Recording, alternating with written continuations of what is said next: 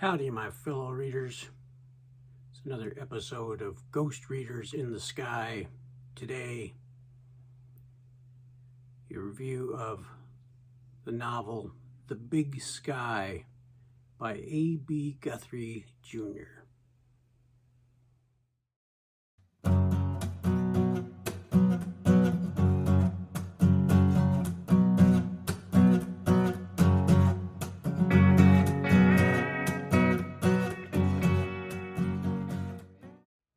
Copy I have of The Big Sky is this big red volume.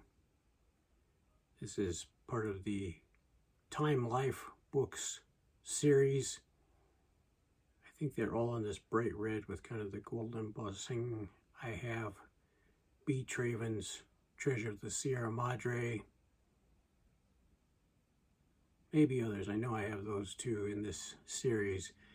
Anyway, A. B. Guthrie. This book was written in 1947, or published anyway in 47. It is part of there's a collection of 6 Western books that Guthrie wrote. And sometimes they are presented in a series of all 6 books. Sometimes it's compressed down to 3 as a self-contained trilogy of The Big Sky, Fairland, and The Way West. I don't know if it matters a whole lot about how you read them, in what order. I read The Big Sky because it's first. A few years ago, when the Western Writers of America did an internal poll about the 50 greatest novels about the West, The Big Sky was on that list. There were no other Guthrie books listed. So it seemed like a good place to start, because I do like what Western Writers of America recommends. Guthrie himself wrote quite a bit. He wrote those 6 novels of the West. He wrote another dozen novels. He wrote a number of essays, and he did quite a few screenplays as well.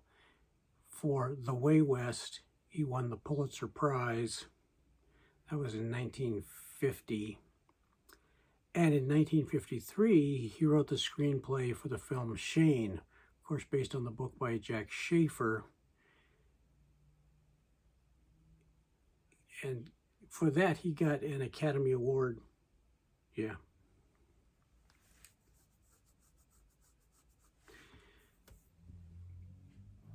And in 1953, he wrote the screenplay for the film Shane, a film based on a novel by Jack Schaefer. And the screenplay for Shane was nominated for an Academy Award.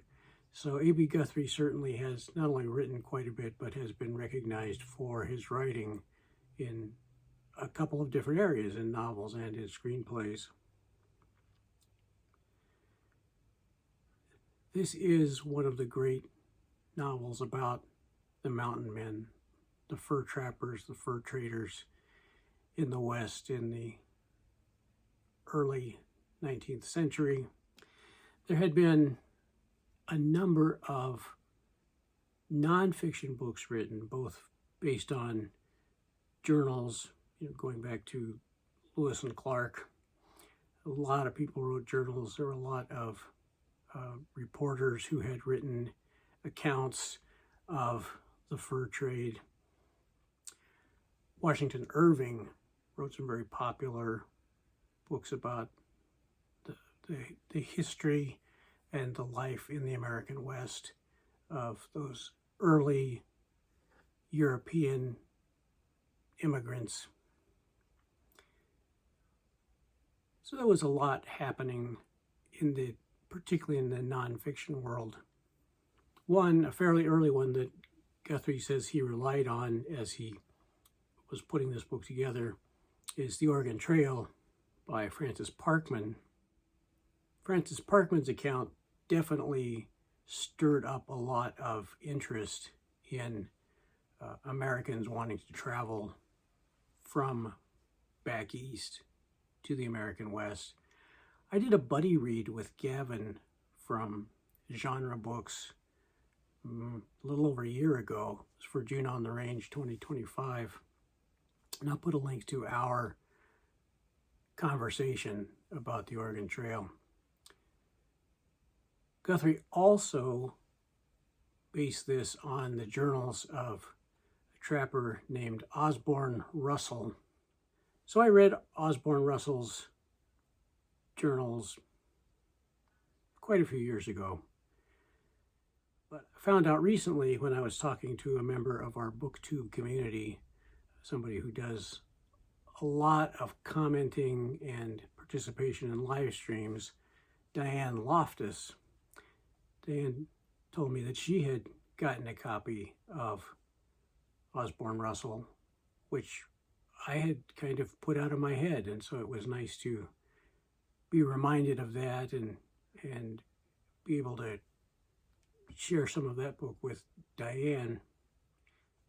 Diane is reading this for an event about, focuses on books that were written on the prairie, kind of on the Oregon Trail, that Anne put together. I will put a link to Anne's introductory video, and then you'll remember exactly what the name of this event is and what's going on this month in that event. The Big Sky is primarily, I think, a book about relationships. It is based around the character Boone Caudle. Boone leaves home at the age of 17 after getting into a major fight with his alcoholic father. He has grabbed up a tree limb and clubbed him over the head, and left him in a pool of blood, not knowing whether he was alive or not. He just ran off and decided to go west. His mother's brother, his Uncle Zeb, had been a mountain man for quite a few years. So we start in 1830, and this book goes to 1843, and it chronicles Boone's life from at home, leaving home, that's in Kentucky, traveling across Kentucky to St. Louis, getting a job as part of a boat that's going up the Missouri to do trapping and fur trading, mountain man stuff. Early on, he meets the man who really becomes his best friend. They're about the same age. The friend is Jim Deakins, and Jim and Boone are both looking for the same kinds of things in their experience in the West. As they get hired on as part of a crew of a French fur company, they meet Dick Summers. And Dick is an older, experienced mountain man, and he kind of takes the boys under his wing, teaches them how to hunt, how to, they both know how to use guns, but he really teaches them the art of hunting along the Missouri River. He teaches them about how to watch for thieves, how to watch for the indigenous tribes people who live along there, teaches them differences between the Cheyenne and the Blackfeet and the Bannock and the Arapaho and so on. And they learn a lot from him about the country, about the layout of the geography, about how to survive. And the three of them become quite good friends, eventually setting off on their own. They also pick up a man who he's part Blackfeet, part something else, and he has some, it certainly seems like he has some mental difficulties, but he's a happy guy, and he seems to be reliable, and so they call him Poor Devil, and he rides with them for quite a while, and they all take care of each other. And those relationships between Boone Caudle and Jim Deakins, between Boone and Dick Summers, between Boone and Poor Devil, are a big part of the book. And also as Boone meets and falls in love with the daughter of one of the tribal leaders of the Blackfeet. Her name is Teal Eye. We see his relationship with Teal Eye as well. While there's a lot of action packed into this book, there are a lot of really tough situations that Boone gets himself into. And yet I think it's the relationships that really drive the book and make it interesting. I'm intrigued by the relationships really being a focus of this book, because Boone himself is not a very likable character. From when we first meet him fighting with his father,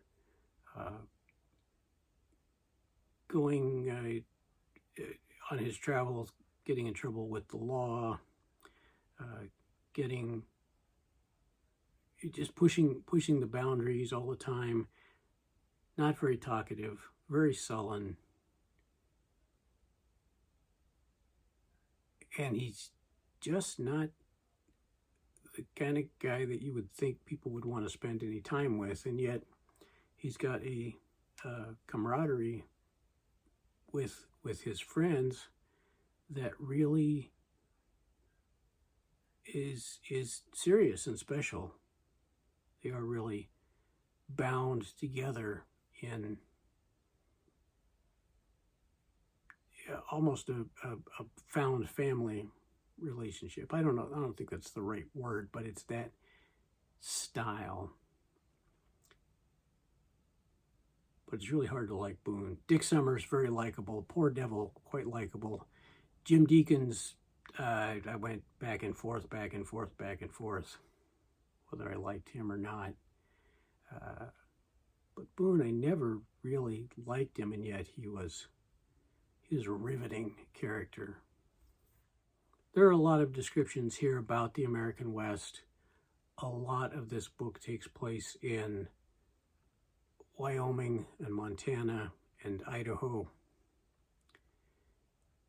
A B Guthrie himself was from Montana. And so you get some descriptions of the landscape, but a lot about how to deal with the landscape, how to interact with it, and how to be able to do the trapping and other things that need to be done to survive and to make a living. Most of that is taught to Boone and Jim by Dick. And so instead of just getting a big description, usually it's Dick using his experience to teach the younger guys how to do things. And I thought that was a really fascinating way of delivering information without it just being some kind of info dump. So you learn about keel boats, you learn about the different kinds of firearms they were using for hunting and for defense. You learn about the ways that they camped, the ways that they trapped, the way the rendezvous were put together, and how they socialized, how the interactions between the Europeans and the various native tribes worked. And it was all, we were never told about it. We were just shown what happened with very little inner dialogue or anything else. Just we're just watching this action happen, and from that we are able to infer as readers a lot of information about the land, the characters, the time. So who's this book for? So I think anybody who enjoys that kind of men's adventure book will definitely like this. I think if you like books about relationships between people, especially as they're facing challenges from nature and other outside forces, I think this would fit very well. Certainly if you're already a fan of the American West and the fur trade in particular, that early time, kind of between the Lewis and Clark expedition, which started in 1804, and going up into the 1840s, which is when the Oregon Trail and the larger settlements of people were starting to go from back east out to Oregon and California. And of course, if you're just looking for good writing, A B Guthrie did win a Pulitzer Prize. He did get nominated for an Academy Award for screenwriting. He is a very good writer. He is very enjoyable to read. And if you just enjoy good writing, that's a pretty good reason to dive into this book as well. Thanks for watching. Thanks for being part of this channel. I really do appreciate it. Until next time, this is Ghost Readers in the Sky. Yippee-yi-yi.